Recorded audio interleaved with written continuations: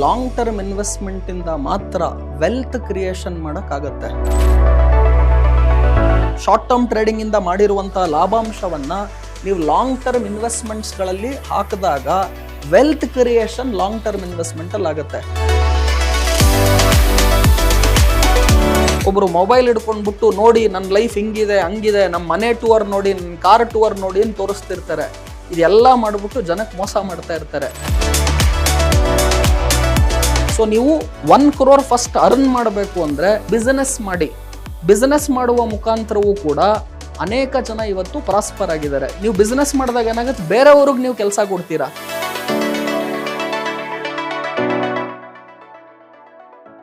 ನಮಸ್ಕಾರ ವೀಕ್ಷಕರೇ, ನೀವು ನೋಡ್ತಾ ಇದ್ದೀರಾ ವಿಶ್ವವಾಣಿ ಟಿವಿ. ನಾನು ಕೇಶವ್ ಪ್ರಸಾದ್. ವೀಕ್ಷಕರೇ, 2025ರಲ್ಲಿ ಯಾವ ಸೆಕ್ಟರ್ಗಳಲ್ಲಿ ಇನ್ವೆಸ್ಟ್ಮೆಂಟ್ ಮಾಡಿದ್ರೆ ಹೆಚ್ಚು ಲಾಭವನ್ನ ಮಾಡಬಹುದು ಅನ್ನೋದ್ರ ಬಗ್ಗೆ ಇವತ್ತಿನ ಈ ವಿಶೇಷ ಎಪಿಸೋಡ್ ಅನ್ನು ನಾವು ತಿಳ್ಕೊಳ್ಳೋಣ.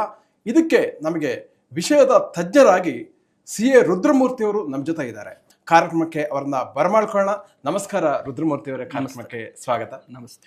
ರಾತ್ರೋರಾತ್ರಿ ಮುಖೇಶ್ ಅಂಬಾನಿ ಆಗ್ಲಿಕ್ಕೆ ಸಾಧ್ಯ ಇಲ್ಲ ಅಂತ ಇವನ್ ವಾರನ್ ಬಫೆಟ್ ಕೂಡ ಅವರು 60 ವರ್ಷಗಳ ನಂತರ ಅವರ ಒಂದು ದೊಡ್ಡ ಒಂದು ಅಸೆಟ್ ಅನ್ನ ಗಳಿಸಲಿಕ್ಕೆ ಸಾಧ್ಯ ಆಯ್ತು ಅಂತ ನಾವು ಕೇಳಿದೀವಿ. ಈಗ ಇದೇ ಒಂದು ಇತ್ತೀಚಿನ ವರ್ಷಗಳಲ್ಲಿ ಏನಾಗ್ತಾ ಇದೆ ಅಂದ್ರೆ, ನೀವು ಪ್ರಾಫಿಟ್ ಬುಕ್ ಅನ್ನ ಮಾಡಿ ಮಾರ್ಕೆಟ್ ನಾಳೆ ಏನಾಗುತ್ತೋ ಎಲ್ಲ ಗೊತ್ತಿಲ್ಲ, ಮತ್ತು ನಾಳೆ ಇನ್ನೊಂದು ಶೇರ್ ಅನ್ನ ಬೈ ಮಾಡಿ ನೀವು ಇನ್ವೆಸ್ಟ್ಮೆಂಟ್ ಮಾಡಿ ಅನ್ನೋಂಥ ವಾದ ಕೂಡ ಇದೆ. ಇನ್ನೊಂದು ಕಡೆ ಲಾಂಗ್ ಟರ್ಮಲ್ಲಿ ಇನ್ವೆಸ್ಟ್ ಮಾಡಿದ್ರೆ ಮಾತ್ರ ನೀವು ದೊಡ್ಡ ಸಂಪತ್ತನ್ನ ಗಳಿಸಲಿಕ್ಕೆ ಸಾಧ್ಯ ಇದೆ ಅನ್ನುವಂಥ ವಾದ. ಈ ಎರಡು ವಾದಗಳ ಪೈಕಿ ನಿಮಗೆ ಯಾವುದು ಬೆಟರ್ ಅಂತ ಅನ್ಸುತ್ತೆ? ಏನ್ ಹೇಳ್ತೀರಿ ಅಂತ ಒಂದು ನೋಡಿ, ಕ್ಲಿಯರ್ ಕಟ್ ಆನ್ಸರ್ ಅನ್ನ ಬರೀ ನಿಮ್ಮ ಕಾರ್ಯಕ್ರಮದಲ್ಲಿ ಸಿಗುತ್ತೆ ಜನಕ್ಕೆ. 100% ಕ್ಲಾರಿಟಿ ಕೊಡ್ತಾ ಇದ್ದೀನಿ. ಲಾಂಗ್ ಟರ್ಮ್ ಇನ್ವೆಸ್ಟ್ಮೆಂಟ್ ಇಂದ ಮಾತ್ರ ವೆಲ್ತ್ ಕ್ರಿಯೇಷನ್ ಮಾಡಕ್ಕಾಗತ್ತೆ. ಆದರೆ ಪ್ರಾಫಿಟ್ ಮಾಡೋದಕ್ಕೋಸ್ಕರ ನಾವು ಟ್ರೇಡಿಂಗ್ ಅನ್ನ ಮಾಡ್ತೀವಿ. ವೆಲ್ತ್ ಬೇರೆ, ಪ್ರಾಫಿಟ್ ಬೇರೆ.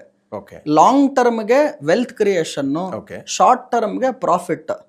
ಇದನ್ನ ರಾಕೇಶ್ ಜುಂಜುನ್ವಾಲಾ ಅವರ ಗುರುಗಳಾದ ರಾಧಾಕಿಶನ್ ದಮಾನಿ, ಈ ಡಿಮಾರ್ಟ್ ಕಂಪನಿಯ ಓನರ್, ಹಾಗೂ ಒಂದೇ ಒಂದು ದಿವಸಕ್ಕೆ ಅವರು ಡಿಮಾರ್ಟ್ ಕಂಪನಿ ಶೇರ್ ಲಿಸ್ಟ್ ಆದಾಗ 40,000 ಕೋಟಿಯನ್ನ ಒಂದು ದಿವಸಕ್ಕೆ ಮಾಡ್ತಾರೆ.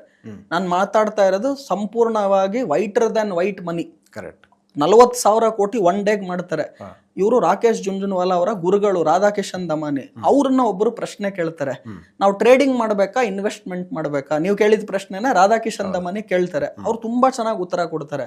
ಅವ್ರು ಹೇಳ್ತಾರೆ, ಇವತ್ತವರೆಗೂ ನಾನೇನ್ ಆಸ್ತಿ ಮಾಡಿದೀನಲ್ಲ ಅದರಲ್ಲಿ ಕೇವಲ 5% ನನ್ನ ಆಸ್ತಿ ಟ್ರೇಡಿಂಗ್ ಇಂದ ಬಂದಿದೆ.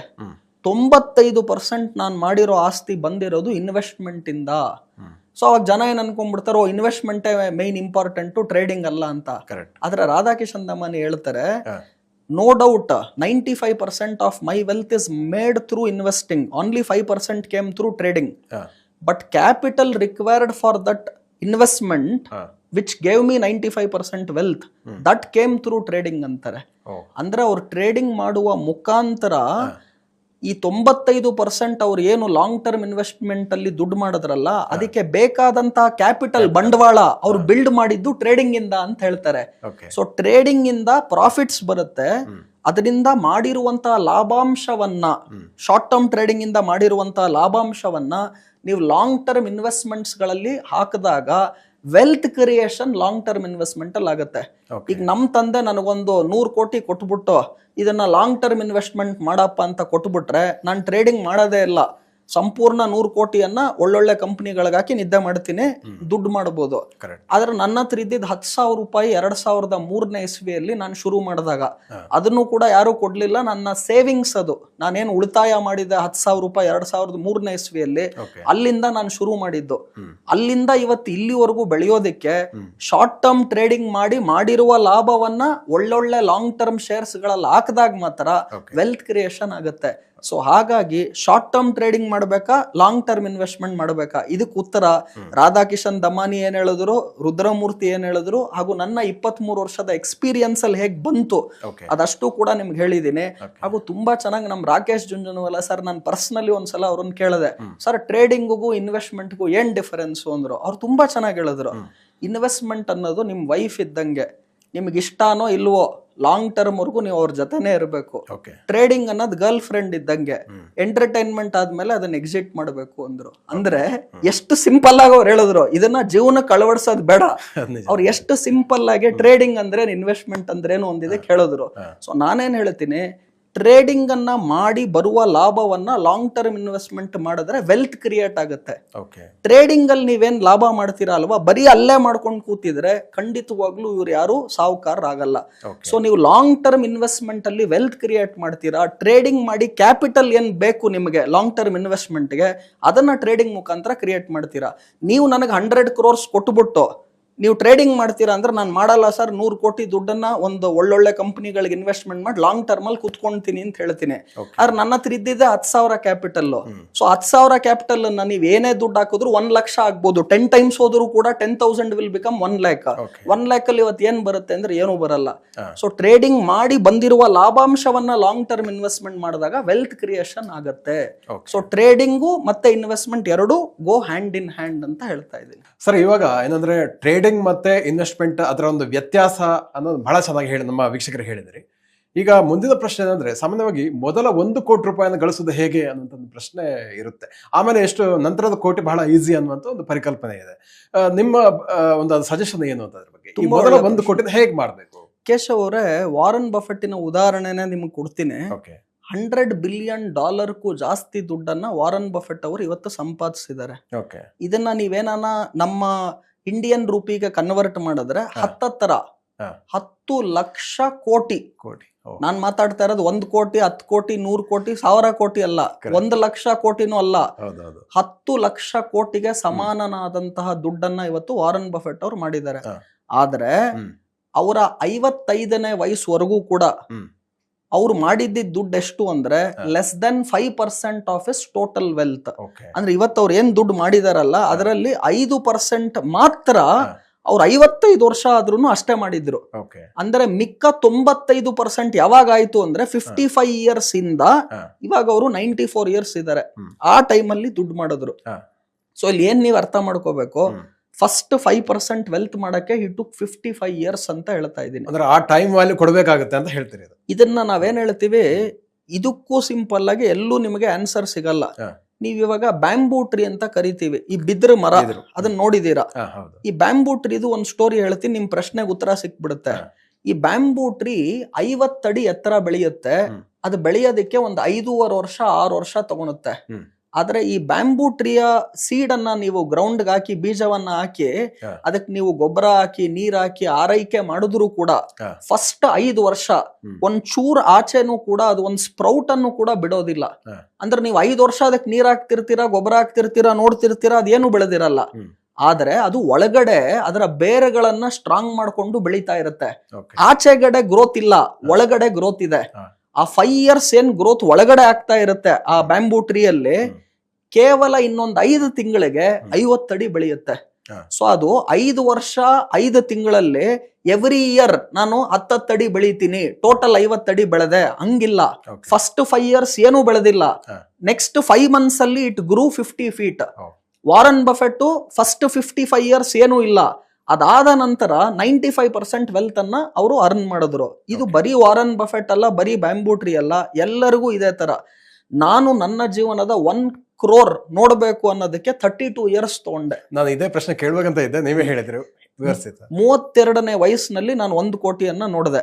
ನನ್ನ ಜೀವನದ ಗುರಿ ಇದ್ದಿದ್ದೇನು ಅಂದ್ರೆ ನಾನೊಬ್ಬ ಚಾರ್ಟರ್ಡ್ ಅಕೌಂಟೆಂಟ್ ಆಗಬೇಕು. ಆಮೇಲೆ ಎಷ್ಟು ಫೋಕಸ್ಡ್ ಇದ್ದೆ ಅಂದ್ರೆ ನಾನು CA ಆಗ್ಬಿಟ್ರೆ, ನಾನು ಮನೇಲಿ ನಮ್ಮ ಅಮ್ಮನ್ಗೆ ಹೇಳ್ತಾ ಇದ್ದೆ, ನಾನು ರೈಲ್ವೆ ಕಂಬಿ ಮೇಲೆ ಮಲ್ಕೊಂಡು ಪ್ರಾಣ ಬಿಟ್ಟು ಬಿಡ್ತೀನಿ, ಆದ್ರೆ ನಾನು CA ಆಗ್ಬೇಕು, ಫಸ್ಟ್ ಚಾರ್ಟರ್ಡ್ ಅಕೌಂಟೆಂಟ್ ಆಗಬೇಕು ಅಂತ. CA ಆದೆ. CA ಆದ್ಮೇಲೆ ನೆಕ್ಸ್ಟ್ ಡ್ರೀಮ್ ಏನು, ನಾನು 1 ಕೋಟಿ ನೋಡಬೇಕು.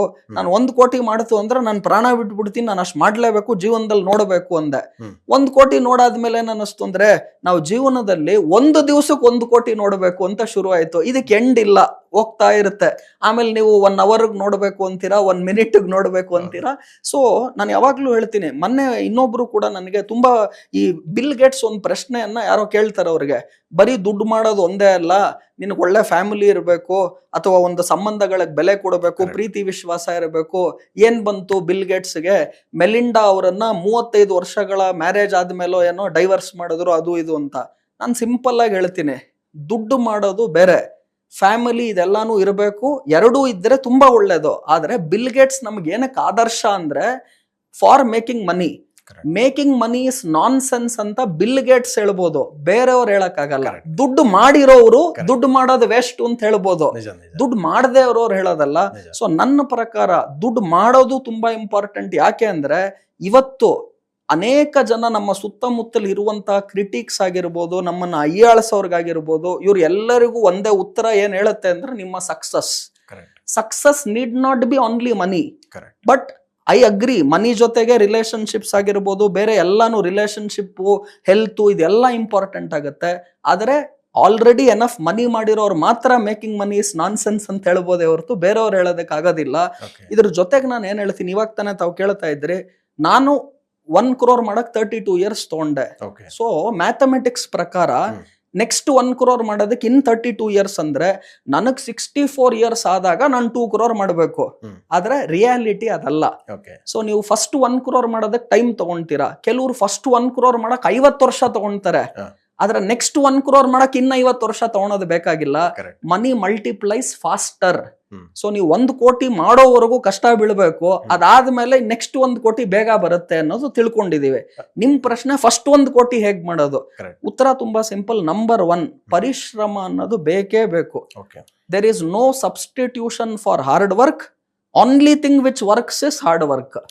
ಸೊ ಜನ ಏನ್ ಅನ್ಕೊಂಡ್ಬಿಟ್ಟಿದ್ದಾರೆ, ಶೇರ್ ಮಾರ್ಕೆಟ್ ಅಂದ್ರೆ ಅದರಲ್ಲಿ ನನ್ನ ಹತ್ರ ಒಂಚೂರು ದುಡ್ಡಿದೆ, ಮ್ಯಾಜಿಕ್ ಬಾಕ್ಸ್ ಒಳಗಡೆ ಹಾಕಿ ನಾವು ಒಂಚೂರು ಹಿಂಗ್ ತಿರುಗಿಸ್ಬಿಟ್ಟು ಹಿಂಗೆ ತೆಗೆದು ಬಿಡ್ತು ಅಂದ್ರೆ ದುಡ್ಡು ಬಂದ್ಬಿಡುತ್ತೆ. ಅಲ್ಲ. ಸೊ ನೀವು ಇವಾಗ ಬಂಡವಾಳವನ್ನ ಫಸ್ಟ್ ಕ್ರಿಯೇಟ್ ಮಾಡಬೇಕು. ಹೇಗ್ ಕ್ರಿಯೇಟ್ ಮಾಡ್ತೀರಾ ಬಂಡವಾಳ? ನಿಮಗ್ ಬಿಸ್ನೆಸ್ ಗೊತ್ತಿದ್ರೆ ಬಿಸ್ನೆಸ್ ಮಾಡಿ, ಇಲ್ಲ ನೀವು ಸ್ಯಾಲರಿಡ್ ಕ್ಲಾಸ್ ಎಂಪ್ಲಾಯಿ ಆಗಿ ಬೇರೆ ಕಡೆ ಕೆಲಸ ಮಾಡ್ತೀರಾ ಅಂದ್ರೆ ಅದರಲ್ಲಿ ನಿಮಗೆ ಸ್ಯಾಲ್ರಿ ಬರುತ್ತೆ. ಸೊ ರೆವಿನ್ಯೂ ಜನರೇಷನ್ ಸೋರ್ಸ್ ಗಳನ್ನ ಫಸ್ಟ್ ನೀವು ರೆಡಿ ಮಾಡ್ಕೋಬೇಕು. ಈಗ ರೆವಿನ್ಯೂ ಜನರೇಟೆಡ್ ಏನಿದೆ, ನಿಮ್ಮ ಹತ್ರ ಏನ್ ಆದಾಯ ಇದೆ, ಅದನ್ನ ನಾನು ಶೇರ್ ಮಾರ್ಕೆಟ್ ಹಾಕಿ ಅಲ್ಲಿ ಜಾಸ್ತಿ ರಿಟರ್ನ್ ಅನ್ನ ಪಡಿಬಹುದು. ಈಗ ನೀವು ಆದಾಯವನ್ನ ಬ್ಯಾಂಕ್ ಅಲ್ಲಿ ಇಟ್ಟರು ಕೂಡ ನಿಮಗ್ ಬಡ್ಡಿ ಬರುತ್ತೆ. ಅದೇ ಆದಾಯವನ್ನ ನಾನು ಚಿನ್ನಕ್ಕೆ ಹಾಕಿದ್ರು ಕೂಡ ನನಗೊಂದಷ್ಟು ರಿಟರ್ನ್ ಬರುತ್ತೆ. ಅದೇ ತರ ಸ್ಟಾಕ್ ಮಾರ್ಕೆಟ್ ಹಾಕಿದ್ರು ಕೂಡ ಷೇರು ಮಾರ್ಕೆಟ್ ಅಲ್ಲಿ ನನಗೆ ರಿಟರ್ನ್ ಬರುತ್ತೆ. ನಿಮಗೆ ರಿಟರ್ನ್ ಬರೋದಕ್ಕೆ ಶೇರ್ ಮಾರ್ಕೆಟ್ ಇದೆ ಹೊರತು ನೀವು ದುಡ್ಡು ಜನರೇಟ್ ಮಾಡೋದಕ್ಕೋಸ್ಕರ ಇರೋದು 2 ಆಪ್ಷನ್. 3 ಆಪ್ಷನ್ ಇದೆ, 3ನೇದ್ ಮಾಡಬೇಡಿ. ಮೊದಲನೇ ಆಪ್ಷನ್ ಏನು ಅಂದ್ರೆ ನೀವು ಎಲ್ಲಾನು ವರ್ಕ್ ಮಾಡಬೇಕು, ಸ್ಯಾಲ್ರಿ ತಗೋಬೇಕು. ಈಗ ನೀವು ಕೆಲಸ ಮಾಡ್ತೀರಾ, ನಿಮಗೆ ಸಂಬಳ ಬರುತ್ತೆ, ಖರ್ಚು ಏನಿದೆ ಅದನ್ನೆಲ್ಲ ಆದ್ಮೇಲೆ ಮಿಕ್ಕಿದ ದುಡ್ಡು ಏನು ಅಂದ್ರೆ ಸೇವಿಂಗ್ಸ್. ಈಗ ಉದಾಹರಣೆಗೆ ನಿಮ್ಗೊಂದು 30,000 ಸಂಬಳ ಬರುತ್ತೆ, 50,000 ಸಂಬಳ ಬರುತ್ತೆ, 1 ಲಕ್ಷ ಸಂಬಳ ಬರುತ್ತೆ. ಇದು ಸ್ಯಾಲರಿ ಮೈನಸ್ ಎಕ್ಸ್ಪೆಂಡಿಚರ್, ಖರ್ಚುಗಳು. ನಾನು ಮನೆ ಬಾಡಿಗೆ ಕಟ್ಟಬೇಕು, ವೆಹಿಕಲ್ ಪೆಟ್ರೋಲ್ ಹಾಕಿಸ್ಬೇಕು, ಮಕ್ಕಳ ಫೀಸ್ ಕಟ್ಟಬೇಕು, ಈ ಎಲ್ಲ ಖರ್ಚುಗಳಾದ ನಂತರ ಏನ್ ಮಿಗುತ್ತೆ ಅದು ಸೇವಿಂಗ್ಸ್. ಆ ಸೇವಿಂಗ್ಸ್ ಅನ್ನ ನೀವು ಇನ್ವೆಸ್ಟ್ ಮಾಡ್ತೀರಾ. ಎಲ್ಲಿ ಇನ್ವೆಸ್ಟ್ ಮಾಡ್ತೀನಿ? ನಾನು ಶೇರ್ಸ್ ಹಾಕ್ಬೋದು, ಮ್ಯೂಚುವಲ್ ಫಂಡ್ ಹಾಕ್ಬೋದು, ಗೋಲ್ಡ್ ಹಾಕ್ಬೋದು, ಬ್ಯಾಂಕ್ ಡೆಪಾಸಿಟ್ ಹಾಕ್ಬೋದು, ಇಲ್ಲೆಲ್ಲ ಹಾಕ್ಬೋದು. ಇಲ್ಲೆಲ್ಲ ಹಾಕಿದಾಗ ಹೈಯೆಸ್ಟ್ ರಿಟರ್ನ್ ನನ್ಗೆ ಎಲ್ಲಿ ಬರುತ್ತೆ ಅನ್ನೋದ್ರೆ ಕಂಪೇರ್ ಮಾಡಿದಾಗ ಶೇರ್ ಮಾರ್ಕೆಟ್ ಅಲ್ಲಿ ಉತ್ತಮವಾದಂತ ರಿಟರ್ನ್ ಬರುತ್ತೆ. ನೀವು ಒಳ್ಳೆ ಸೆಕ್ಟಾರ್ ಮತ್ತೆ ಒಳ್ಳೆ ಶೇರ್ ಗಳನ್ನ ಆಯ್ಕೆ ಮಾಡಬೇಕು. ಅದ್ರಲ್ಲಿ ಪ್ರಶ್ನೆ ಏನು ಅಂದ್ರೆ ಫಸ್ಟ್ 1 crore ಹೇಗ್ ಮಾಡೋದು? ಅದಕ್ಕೆ ನೀವು ಖಂಡಿತವಾಗ್ಲೂ ಸೇವಿಂಗ್ಸ್ ಜಾಸ್ತಿ ಮಾಡಬೇಕು. ಸೇವಿಂಗ್ಸ್ ಹೇಗ್ ಜಾಸ್ತಿ ಮಾಡ್ತೀರಾ? ಇನ್ಕಮ್ ಅನ್ನ ಜಾಸ್ತಿ ಮಾಡ್ಕೊಳ್ಳಿ, ಎಕ್ಸ್ಪೆಂಡಿಚರ್ ಅನ್ನ ಕಡಿಮೆ ಮಾಡ್ಕೊಳ್ಳಿ. ಇದಕ್ಕೊಂದು ಸೀಕ್ರೆಟ್ ಅನ್ನು ಕೂಡ ಕೊಡ್ತಾ ಇದ್ದೀನಿ. ಜನ ಏನ್ ಮಾಡ್ತಾರೆ, ಈಗ 100 ರೂಪಾಯಿ ದುಡಿದ್ರೆ ಎಲ್ಲ ಖರ್ಚಾದ್ಮೇಲೆ ಏನಾನ ಮಿಕ್ಕಿದ್ರೆ ಅದನ್ನ ಸೇವ್ ಮಾಡ್ತಾರೆ. ಹಂಗ್ ಮಾಡಬೇಡಿ. ನೀವು 100 ರೂಪಾಯಿ ದುಡಿದ್ರೆ ಫಸ್ಟ್ 20 ರೂಪಾಯಿ ಎತ್ತಿಟ್ಬಿಡಿ, ಅದು ಸೇವಿಂಗ್ಸ್. ಮಿಕ್ಕಿರೋ ದುಡ್ಡನ್ನ ಖರ್ಚು ಮಾಡಿ. ಸೊ ನಿಮ್ ಹತ್ರ 100 ರೂಪಾಯಲ್ಲಿ ಎಲ್ಲಾ ಖರ್ಚು ಮಾಡಿ ಮಿಕ್ಕಿರೋ ದುಡ್ಡನ್ನ ಉಳಿತಾಯ ಮಾಡೋದಲ್ಲ. 100 ರೂಪಾಯಲ್ಲಿ ಫಸ್ಟ್ 20 ರೂಪಾಯಿ ಸೇವಿಂಗ್ ಅಂತ ಎತ್ತಿಟ್ಬಿಟ್ಟು ಅದನ್ನ ಇನ್ವೆಸ್ಟ್ ಮಾಡಿ, ಮಿಕ್ಕಿದ 80 ರೂಪಾಯಲ್ಲಿ ಖರ್ಚು ಮಾಡ್ಕೊಳ್ಳಿ. ಅದೇ ನಾನು 100 ರೂಪಾಯಲ್ಲಿ 30 ರೂಪಾಯಿ ಎತ್ತಿಡ್ತೀನಿ, 40 ರೂಪಾಯಿ ಎತ್ತಿಡ್ತೀನಿ ಅಂದ್ರೆ ವೆರಿ ಗುಡ್. ಬಟ್ 20 ರೂಪಾಯಿ ಮಿನಿಮಮ್ ಎತ್ತಿಡ್ಬೇಕು. ನಾನು 100 ರೂಪಾಯಲ್ಲಿ 95 ರೂಪಾಯಿ ಖರ್ಚು ಮಾಡಿ 5 ರೂಪಾಯಿ ಉಳೀತು ಅದನ್ನ ಸೇವಿಂಗ್ ಮಾಡ್ತೀನಿ ಅಲ್ಲ.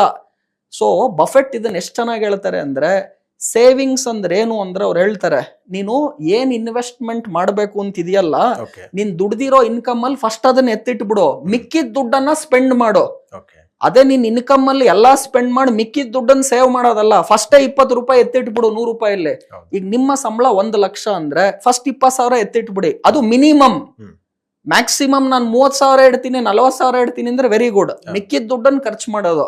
ಜನ ಏನ್ ಮಾಡ್ತಾರೆ, 25,000 ದುಡಿತಾರೆ, ಅವ್ರೆಲ್ಲಾ ಖರ್ಚು ಮಾಡದ್ಮೇಲೆ ಅಲ್ಲಿ 500 ರೂಪಾಯಿ ಮಿಕ್ತು, 1,000 ರೂಪಾಯಿ ಮಿಕ್ತು, ನಾನು ಇನ್ವೆಸ್ಟ್ ಮಾಡ್ತೀನಿ ಅಂತಾರೆ. ಅದು ಬಿಡಿ, ಇನ್ ಕೆಲವರು by now pay litre schemes ಗಳು ಬರುತ್ತೆ. ಈ ಮೊಬೈಲ್ ಅಲ್ಲಿ ಹಿಂಗ್ ಅನ್ಕೊಂಡು ಬೈ ಮಾಡ್ತಾ ಇರ್ತಾರೆ, ಸೆಲ್ ಮಾಡ್ತಿರ್ತಾರೆ, ದುಡ್ಡೇ ಇರಲ್ಲ. ನೆಕ್ಸ್ಟ್ ತಿಂಗಳು EMI ಸಂಬಳ ಬರೋದನ್ನ ಅಲ್ಲಿ ಕಟ್ಟೋದಕ್ಕೆ ಇವತ್ತೇ ತಗೊಂಡ್ಬಿಡ್ತಾರೆ ಪ್ರಾಡಕ್ಟ್ ಗಳನ್ನ. ಅಲ್ಲಿ ಏನ್ ಉಳಿಯುತ್ತೆ? ಏನು ಉಳಿಯಲ್ಲ. ಸೊ ಇಲ್ಲಿ ತುಂಬಾ ಇಂಪಾರ್ಟೆಂಟ್ ಏನು ಅಂದ್ರೆ, ಅನೇಕ ಜನ ಏನ್ ಮಾಡ್ತಾರೆ, ಆ ವ್ಯಕ್ತಿ ಕೋಟ್ ಹಾಕೊಂಡ, ಒಳ್ಳೆ ಕಾರಲ್ಲಿ ಬಂದ, ಒಳ್ಳೆ ಬ್ಲೇಸರ್ ಹಾಕೊಂಡ, ಇವನ್ ಹತ್ರ ತುಂಬಾ ದುಡ್ಡಿದೆ ಅಂತ ಎಲ್ಲ ಸಾಲ ಮಾಡಿರ್ತಾರೆ. ಸೊ ಆ ಕಾರು ಸಾಲದಲ್ಲಿರುತ್ತೆ, ಅವ್ರು ಹಾಕೊಂಡಿರೋ ಡ್ರೆಸ್ಸು ಸಾಲದಲ್ಲೇ ಇರುತ್ತೆ, ನೋಡಕ್ಕೆ ನಿಮಗೆ ಶ್ರೀಮಂತರ ಕಾಣ್ತಾರೆ. ಇನ್ ಕೆಲವ್ರು ನನ್ನ ಫ್ರೆಂಡ್ಸ್ ಇದಾರೆ, ಕೈನೆಟಿಕ್ ಕೊಂಡಲ್ಲಿ ಬರ್ತಾರೆ, ಅವಾಯ್ ಸ್ಲಿಪ್ಪರ್ ಹಾಕೊಂಡ್ ಬರ್ತಾರೆ, 100 ಕೋಟಿ ಬೆಲೆ ಬಾಳ್ತಾರೆ. ಸೊ ಅನೇಕ ಜನಕ್ಕೆ ನಾನು ಹೇಳ್ತೀನಿ, ಇವತ್ತು ಸ್ಕ್ಯಾಮ್ ಹೇಗಾಗಿದೆ ಸೋಷಿಯಲ್ ಮೀಡಿಯಾಲಿ ಅಂದ್ರೆ, ಒಬ್ರು ಮೊಬೈಲ್ ಹಿಡ್ಕೊಂಡ್ಬಿಟ್ಟು ನೋಡಿ ನನ್ನ ಲೈಫ್ ಹಿಂಗಿದೆ ಹಂಗಿದೆ, ನಮ್ಮ ಮನೆ ಟೂರ್ ನೋಡಿ, ನನ್ನ ಕಾರ್ ಟೂರ್ ನೋಡಿ ಅಂತ ತೋರಿಸ್ತಿರ್ತಾರೆ. ಇದೆಲ್ಲ ಮಾಡ್ಬಿಟ್ಟು ಜನಕ್ಕೆ ಮೋಸ ಮಾಡ್ತಾ ಇರ್ತಾರೆ. ಜನರ ವಿದ್ವತ್ ಏನಿದೆ, ಜನರ ಕ್ಯಾರೆಕ್ಟರ್ ಏನಿದೆ, ಅದು ತುಂಬಾ ಇಂಪಾರ್ಟೆಂಟ್ ಆಗುತ್ತೆ. ಅದು ಯಾವಾಗ್ಲೂ ಕೂಡ ಲಾಂಗ್ ಟರ್ಮ್ ಅಲ್ಲಿ ಫ್ಲರಿಶ್ ಆಗುತ್ತೆ. ಸೊ ನೀವು 1 crore ಫಸ್ಟ್ ಅರ್ನ್ ಮಾಡಬೇಕು ಅಂದ್ರೆ, ಒಂದು ಸ್ಯಾಲರಿಡ್ ಕ್ಲಾಸ್ ಆಗಿ ನಿಮ್ಮ ಇನ್ಕಮ್ ಅನ್ನ ಜಾಸ್ತಿ ಮಾಡ್ಕೊಳ್ಳಿ, ಖರ್ಚನ್ನ ಕಡಿಮೆ ಮಾಡ್ಕೊಳ್ಳಿ, ಸೇವಿಂಗ್ಸ್ ಅನ್ನ ಜಾಸ್ತಿ ಮಾಡಿ, ಆ ಸೇವಿಂಗ್ಸ್ ಅನ್ನ ಒಳ್ಳೆ ಕಡೆ ಇನ್ವೆಸ್ಟ್ ಮಾಡಿ. ಎರಡನೇದು ಬಿಸಿನೆಸ್ ಮಾಡಿ. ಬಿಸಿನೆಸ್ ಮಾಡುವ ಮುಖಾಂತರವೂ ಕೂಡ ಅನೇಕ ಜನ ಇವತ್ತು ಪ್ರಾಸ್ಪರ್ ಆಗಿದ್ದಾರೆ. ನೀವು ಬಿಸ್ನೆಸ್ ಮಾಡಿದಾಗ ಏನಾಗುತ್ತೆ, ಬೇರೆಯವ್ರಿಗೆ ನೀವು ಕೆಲಸ ಕೊಡ್ತೀರಾ. ಹಾಗೂ ಅನೇಕ ಜನ ನನ್ನನ್ನು ಕೇಳ್ತಾರೆ, ಬಿಸ್ನೆಸ್ ಮಾಡೋದು ಒಳ್ಳೇದಾ, ಸ್ಯಾಲರಿಡ್ ಕ್ಲಾಸ್ ಒಳ್ಳೇದಾ ಅಂತ. ನೀವು ಸ್ಯಾಲರಿಡ್ ಕ್ಲಾಸ್ ಆಗಿದ್ದಿ ಒಂದಷ್ಟು ಎಕ್ಸ್ಪೀರಿಯನ್ಸ್ ಅನ್ನ ಫಸ್ಟ್ ಪಡ್ಕೋಬೇಕು. ಡೈರೆಕ್ಟ್ ಆಗಿ ಬಿಸ್ನೆಸ್ ಸ್ಟಾರ್ಟ್ ಮಾಡ್ತೀನಿ ಅಂದ್ರೆ ಅದರಲ್ಲಿ ರಿಸ್ಕ್ ಜಾಸ್ತಿ ಇದೆ. ಸೊ ಬಿಸ್ನೆಸ್ ಸ್ಯಾಲರಿಡ್ ಕ್ಲಾಸ್ ಎರಡೂ ಮಾಡ್ಕೊಂಡು ಅನೇಕ ಜನ ಬೆಳೀತಾರೆ. ನಾನು ಕೂಡ ಶೇರ್ ಮಾರ್ಕೆಟ್ ಅಲ್ಲಿ ಸ್ಟಾರ್ಟಿಂಗ್ ಅಲ್ಲಿ ಭಾರತೀಯ ವಿದ್ಯಾಭವನ್ ಅಲ್ಲಿ ಐ ಯೂಸ್ ಟು ಟೀಚ್. MBAಗೆ ನಾನು ಪ್ರೊಫೆಸರ್ ಆಗಿದ್ದೆ, CA ಗಳಿಗೆ ಪಾಠ ಮಾಡ್ತಾ ಇದ್ದೆ. ಸೊ ಇದೆಲ್ಲ ಮಾಡ್ಕೊಂಡು ಸೈಡ್ ಇನ್ಕಮ್ ಇಡ್ಕೊಂಡು ಆಮೇಲೆ ಬಿಸ್ನೆಸ್ ಶುರು ಮಾಡಿದೆ. ಆಮೇಲೆ ಯಾವಾಗ ನನಗೆ ಓಕೆ ಫಿಕ್ಸೆಡ್ ಸ್ಯಾಲರಿ ಇಷ್ಟು ಅನ್ನೋದು ನನಗೆ ಬೇಡ ಅಂದಾಗ ನಾವು ಕಂಪ್ಲೀಟ್ ಆಗಿ ಬಿಸ್ನೆಸ್ ಬಂದೆ. ಆಮೇಲೆ ರಾಕೇಶ್ ಜುಂಜನ್ವಾಲಾನು ಹೇಳ್ತಾರೆ, ನಾವೆಲ್ಲ CA ಮಾಡಿದ್ವಿ. ಏನಕ್ಕೆ ಮಾಡಿದ್ವಿ ಅಂದ್ರೆ, ನಮಗ್ ಶೇರ್ ಮಾರ್ಕೆಟ್ ಅಲ್ಲಿ ಏನಾನ ಸಕ್ಸಸ್ ಬರ್ಲಿಲ್ಲ ಅಂದ್ರೆ ವಾಪಸ್ CA ಹೋದ್ರೆ ತಿಂಗಳಿಗೆ 1-2-3 ಲಕ್ಷ ಸಂಬಳಕ್ಕೆ ಏನ್ ಮೋಸ ಇಲ್ಲ. ಸೊ ನಮಗ್ ಬ್ಯಾಕಪ್ ಇದೆ, ಅದಕ್ಕೋಸ್ಕರ CA ಮಾಡಿದ್ವಿ. ಸೊ ಇದೆಲ್ಲವೂ ಕೂಡ ನಾವು ನಮ್ಮ ಲೈಫಲ್ಲಿ ಅಳವಡಿಸ್ಕೊಂಡಿದೀವಿ. ಸೊ ಜನ ಇವತ್ತೇನ್ ಮಾಡ್ತಾರೆ, ಅಯ್ಯೋ ಅದ್ ಯಾವ್ದೋ ಕೆಲ್ಸಕ್ಕೆ ಹೋದ್ರೆ 20,000 ಸಂಬಳ ಕೊಡ್ತಾರಂತಪ್ಪ, ಬೇಡ ನಾನೇ ಮನೇಲಿ ಕೂತ್ಕೊಂಡು ಒಂದ್ ಮೊಬೈಲ್ ಅಪ್ಲಿಕೇಶನ್ ಇಟ್ಕೊಂಡು ನಾನೇ ಟ್ರೇಡಿಂಗ್ ಮಾಡ್ಕೊಂಡು ಅದನ್ನ ದುಡ್ಡು ದುಡಿಬಹುದು ಅಂತ. 20,000 ಗ್ಯಾರಂಟಿ ಇದೆ ನೀವು ಸಂಬಳ, ಈ ದುಡ್ಡು ದುಡಿಬಹುದು. ಮೊಬೈಲ್ ಅಪ್ಲಿಕೇಶನ್ ಅಲ್ಲಿ ಏನೋ ಗ್ಯಾರಂಟಿ ಇಲ್ಲ. ಕೆಲಸ ಸಿಕ್ಕಿಲ್ಲ ಅಂತ ಶೇರ್ ಮಾರ್ಕೆಟ್ ಬರೋರು ಅನೇಕ ಜನ ಇದಾರೆ. ನಾವುಗಳು CA ಮಾಡಿ ಎಲ್ಲಾ ಕೆಲಸ ಬ್ಯಾಕಪ್ ಇಡ್ಕೊಂಡು ಆಮೇಲೆ ಕೆಲಸ ಮಾಡ್ತಾ ಶೇರ್ ಮಾರ್ಕೆಟ್ ಎರಡೂ ಮಾಡ್ಕೊಂಡು ಒಂದ್ ಹಂತಕ್ಕೆ ಬಂದ್ಮೇಲೆ ಇನ್ ಕೆಲಸ ಮಾಡೋದ್ ಬೇಡ, ನಾವು ಬಿಸ್ನೆಸ್ ನೋಡ್ಕೊಳ್ಳೋಣ ಅಂತ ಬಂದಿದೀವಿ. ಸಕ್ಸಸ್ ಇವತ್ ನಿಮಗ್ ಕಾಣ್ತಾ ಇದೆ, ಆದ್ರೆ ನಮ್ಮ ಪರಿಶ್ರಮ 23 ವರ್ಷ ಏನ್ ಪಟ್ಟಿದೀವಿ ಅದು ಇವತ್ ನಮಗೆ ಸಕ್ಸಸ್ ಕೊಡುತ್ತೆ ಅನ್ನೋದನ್ನ ಹೇಳ್ತೀನಿ.